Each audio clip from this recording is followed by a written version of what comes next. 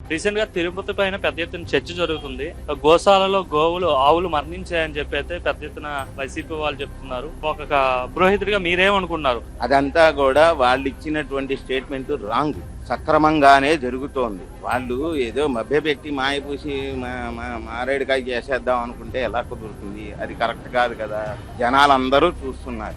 వాళ్ళ కాకపోతే రేపైనా అది బయటకు వచ్చేసేదే. వాళ్ళు వీళ్ళు చెప్పారని ఎవరు వినే పరిస్థితిలో లేరు. హిందూ దేవాలయాల పట్ల కావచ్చు, ముఖ్యంగా తిరుమల తిరుపతి దేవస్థానం పట్ల ఏ ప్రభుత్వానికి చిత్తశుద్ధి ఉందంటే ఏం చెప్తారు?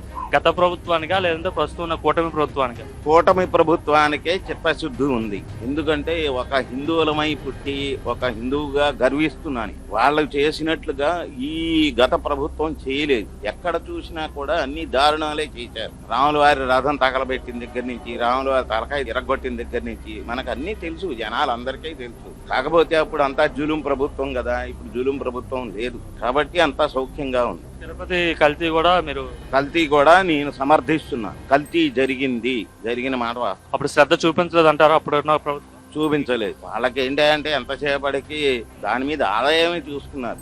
ఆదాయం కూడా పోనీ సక్రమంగా వినియోగించారంటే అది లేదు. టీడీపీ వాళ్ళు, ముఖ్యంగా టీటీడీ మాజీ చైర్మన్ బొమ్మన కరుణాకర్ రెడ్డి, మిగతా రోజా వీళ్ళంతా అంటున్నారు కూటమి ప్రభుత్వం వచ్చిన తర్వాత టీటీడీని సరిగా పట్టించుకోవట్లేదు అని చెప్పి అయితే వాళ్ళు ఆరోపిస్తున్నారు. ఆరోపణలకు ఏముంది? నోటికొచ్చిన మాట ముడ్డికొచ్చిన పిచ్చు అని ఆరోపణ చేయడానికి ఏముంది సార్? అట్లాగే వీళ్ళు ఏంటంటే బురద చల్లడమే ఇవన్నీ.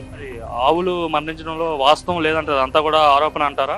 ఆవులు సహజంగా మరణిస్తే అది వేరే దారండి. ఇది మనకి ఫోకస్ లో పెట్టి ఎప్పుడో చనిపోయినటువంటి ఆవులను తీసుకొచ్చి ఫోటోలు పెట్టేసేసి ఇది అక్కడ అలా జరుగుతోంది, ఇక్కడ ఇలా జరుగుతోంది అని ఇతర వాళ్ళ మీద బురద జల్లేస్తానంటే అది ఎంత మటుకు కరెక్ట్?